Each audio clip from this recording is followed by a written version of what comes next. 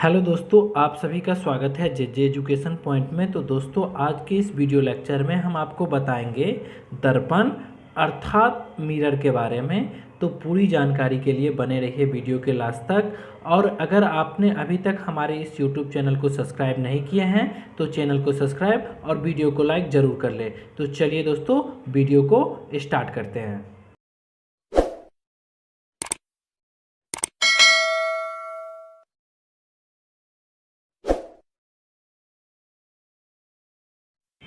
तो समझिए, दर्पण अर्थात मिरर किसे कहते हैं।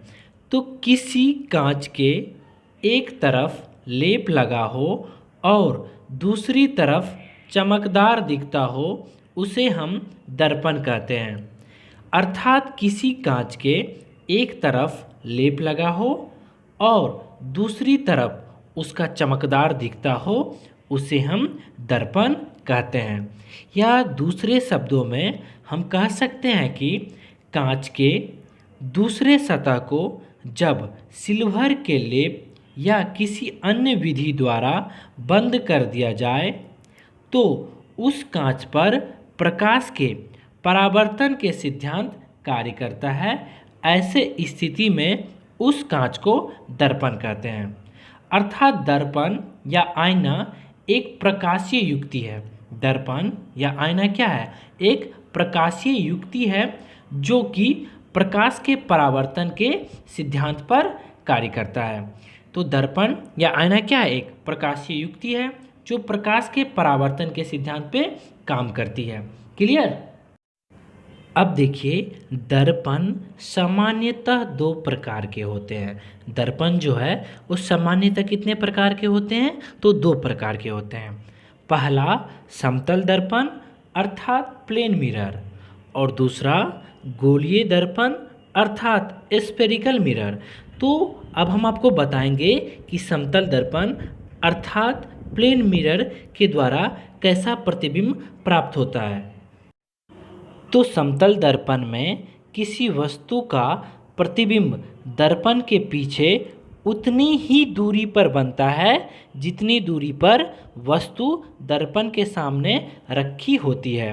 अर्थात समतल दर्पण में जो प्रतिबिंब बनता है वो दर्पण के पीछे जितनी दूरी पर अगर हम वस्तु को रखते हैं उतनी ही दूरी पर दर्पण के अंदर में प्रतिबिंब बनता है। जैसे कि आपको फिगर में दिख रहा होगा कि अगर हम किसी वस्तु को समतल दर्पण के सामने जितनी दूरी पर रखते हैं उसका प्रतिबिंब समतल दर्पण के अंदर उतनी ही दूरी पर बनता है। क्लियर? समतल दर्पण द्वारा जो प्रतिबिंब बनता है वो हमेशा सीधा और आभासी होता है। समतल दर्पण द्वारा जो प्रतिबिंब बनता है वो क्या होता है? हमेशा सीधा और आभासी। तो क्लियर? तो चलिए अब हम आपको बताते हैं गोलीय दर्पण अर्थात स्फेरिकल मिरर क्या होता है। तो गोलीय दर्पण अर्थात स्फेरिकल मिरर क्या होता है, इनको हम समझते हैं अब।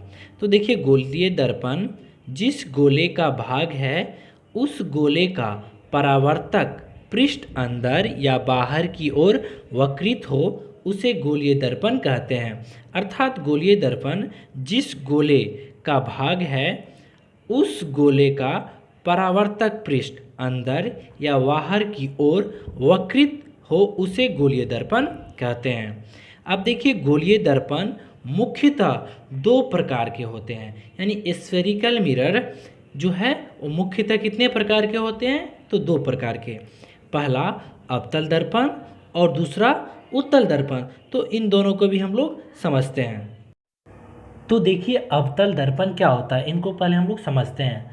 तो जिस दर्पण का परावर्तक तल अंदर की तरफ दबा हुआ होता है उसे अवतल दर्पण कहते हैं। यानी जिस दर्पण का परावर्तक तल जो है वो अंदर की तरफ दबा हुआ होता है उसे अवतल दर्पण कहते हैं। क्लियर? तो जैसे कि आपको फिगर में दिख रहा होगा, इसे ही हम अवतल दर्पण कहते हैं। अब देखिए, अवतल दर्पण से बना हुआ प्रतिबिंब वस्तु के मूल आकार से बड़ा होता है। तो अवतल दर्पण से जो प्रतिबिंब बनता है वो वस्तु का जो आकार होता है उससे बड़ा बनता है प्रतिबिंब आईने में। अगला है उत्तल दर्पण, तो इनको भी हम लोग समझते हैं कि उत्तल दर्पण क्या होता है। तो देखिए, जिस दर्पण का परावर्तक तल बाहर की ओर उभरा हुआ रहता है उसे उत्तल दर्पण कहते हैं। यानी जिस दर्पण का परावर्तक तल बाहर की ओर क्या हो, उभरा हुआ हो, उसे ही उत्तल दर्पण कहते हैं। अब देखिए, उत्तल दर्पण से बना हुआ प्रतिबिंब वस्तु के मूल आकार से छोटा होता है। यानी उत्तल दर्पण से जो प्रतिबिंब बनता है वो वस्तु के जो मूल आकार होता है उससे छोटा प्राप्त होता है। तो दोस्तों, इस वीडियो में इतना ही। अगर आपको ये वीडियो पसंद आए तो वीडियो को लाइक और चैनल को सब्सक्राइब जरूर करें। मिलते हैं नेक्स्ट वीडियो में एक नेक्स्ट टॉपिक के साथ। तब तक के लिए जय हिंद।